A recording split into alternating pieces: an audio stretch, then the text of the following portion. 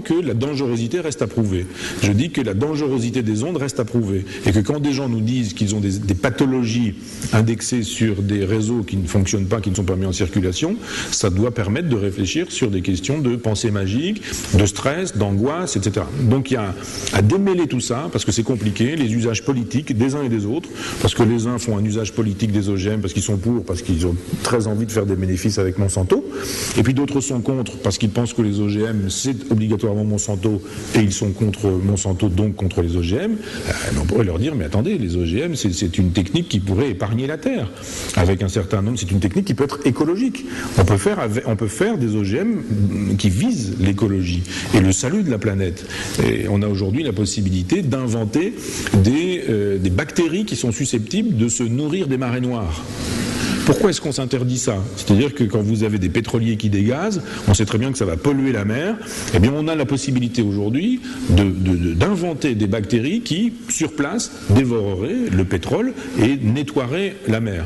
Donc quand on arrête de penser en termes manichéens, en disant c'est bien, c'est pas bien, et qu'on dit mais ça peut être bien dans ces circonstances-là, et ça peut être mauvais dans d'autres circonstances, alors on change les choses. Je conclue là-dessus parce que vous avez utilisé un mot important et intéressant, c'est le mot utilitariste. Je suis utilitariste. Simplement, il faut qu'on puisse désintoxiquer ce terme-là ou nettoyer ce terme-là, parce qu'un utilitariste, c'est immanquablement un utilitariste anglo-saxon qui est dans une logique libérale. Et on a cette espèce de logique, l'utilitarisme anglo-saxon, c'est la philosophie du libéralisme. Ça, c'est le vieux schéma de Marx qui attaque Bentham. Marx attaque Bentham, Bentham est utilitariste, et Marx nous dit l'utilitarisme, c'est la pensée du capitalisme et du libéralisme. C'est faux. Ça l'est en ce qui concerne Bentham, mais pas totalement et pas absolument. Kropotkin, prince anarchiste, est un utilitariste. Il y a un utilitarisme de gauche. L'utilitarisme dit quoi?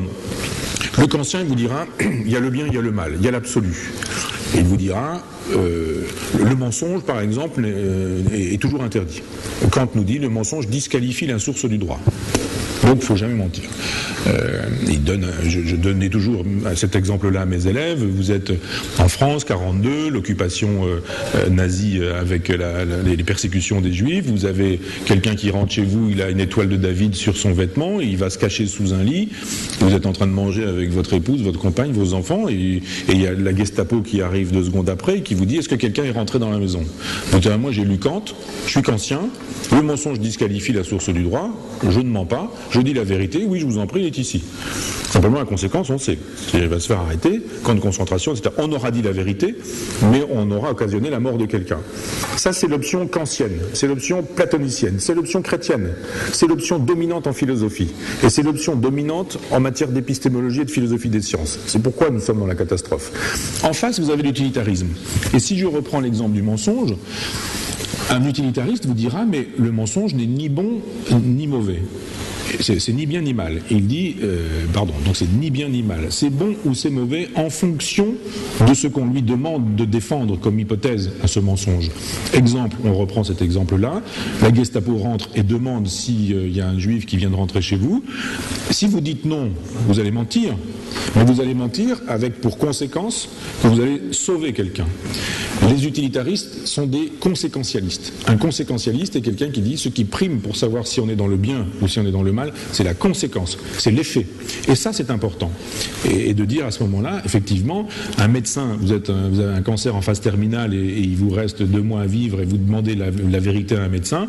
Si le médecin ne vous dit pas la vérité à vous, mais le dit à quelqu'un qui, etc., il ne va pas être kantien, il va être utilitariste, il va être conséquentialiste, il va être hédoniste, parce qu'il se dit il vaut mieux effectivement vivre 3 mois avec le moins de douleur possible, le moins de douleur mentale possible que ça. Et à ce moment-là, on aura avancé en termes de philosophie parce qu'il nous faut des philosophes conséquentialistes, des philosophes utilitaristes. Simplement en France, c'est clair, il n'y en a pas.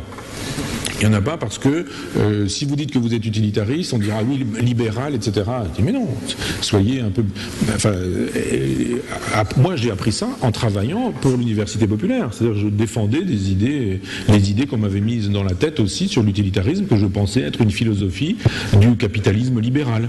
Jusqu'à ce que je découvre que pas du tout, que c'était une vision fausse des choses. Et quand on découvre la philosophie utilitariste conséquentialiste, alors c'est extraordinaire. extraordinaire, parce que là, pour le coup, on a des vrais philosophes qui, pour le coup, ne sont pas des gens qui utilisent un vocabulaire compliqué, sont des gens qui n'ont pas envie d'en fumer, parce que là, quand vous jouez avec le vocabulaire de la phénoménologie, vous ne dites pas grand-chose, mais vous impressionnez votre public. Les utilitaristes utilisent une langue claire, une phrase limpide. Ils sont compréhensibles, les philosophes utilitaristes.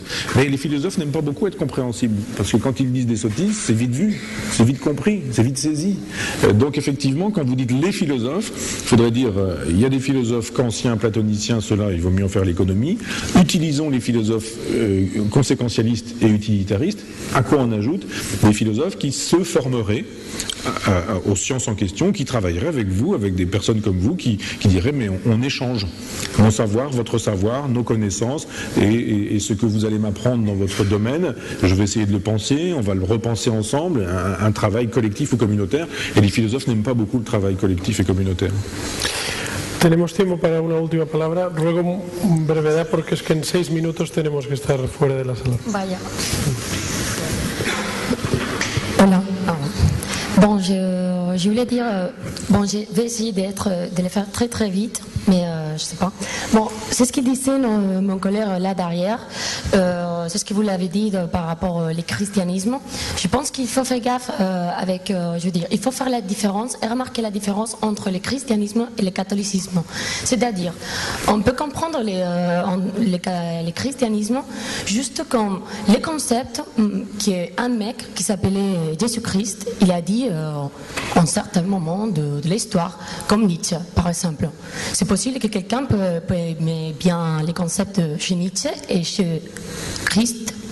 Moi je l'ai fait.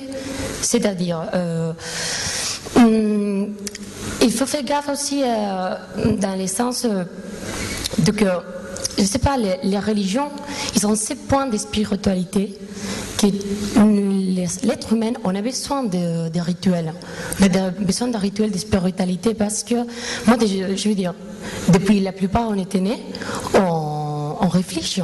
Bon, il y a des gens qui ne réfléchissent pas trop, mais ça c'est notre histoire. Mais en tout cas, je veux dire, il arrive toujours un moment où on fait des cercles, même si l'intellectuel, il peut aller pas plus loin. Il peut aller toujours plus loin, mais c'est plus l'infini. Et ça devient l'angoisse. Donc, c'est pour ça que peut-être les religions, ils ont existé depuis longtemps et va toujours exister. Et j'adore l'éthique hédoniste, mais je me considère hyper hédoniste. Mais c'est vrai que j'ai besoin aussi de certains rituels religieux. Et comme vous disiez, chacun à sa façon, on est comme des blocs de marbre et on se forme à nous-mêmes. Moi, je peux choisir de me former comme je veux et d'être religieuse en même temps. Et je veux dire, et je trouve un petit peu aussi réductionniste de dire que le christianisme, bien sûr, de mélanger le christianisme avec le catholicisme. C'est comme si j'ai dit que Nietzsche, c'est un truc nazi. Tout à fait. Ça peut arriver, mais il faut savoir que chacun on a notre propre conception de mouvement philosophique. Je veux dire, tout est bien relatif, tout est relatif.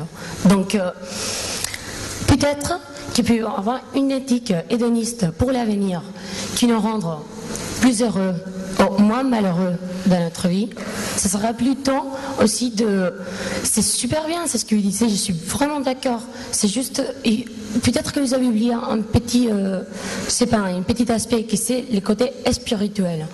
Le côté spirituel que peut-être que cet homme-là derrière, il est d'accord avec la spiritualité qui la religion chrétienne l'a donnée. Et chacun il peut trouver sa propre façon de spiritualité. Mais dites-moi.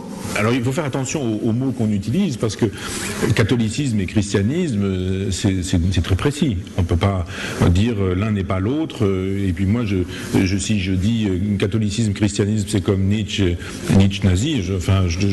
Non, excusez-moi, moi je trouve que le catholicisme, moi personnellement je trouve que le catholicisme c'est un truc, je veux dire, si on prend les textes de Jésus-Christ isolé de reste de la Bible, je veux dire, ça n'a rien à voir le concept que les gens là mélangent. Je veux dire. Ah non, mais vous savez, si vous jouez ce jeu-là, moi je peux vous sortir 3 phrases avec lesquelles vous serez complètement d'accord. Quand je vous dirai que ces 3 phrases-là, je les ai sorties de Mein Kampf d'Adolf Hitler, vous rirez jaune. Effectivement, on peut prélever. Vous pouvez prélever en disant, moi je prends la Bible et je prends ce qui m'intéresse et le reste je jette. Moi,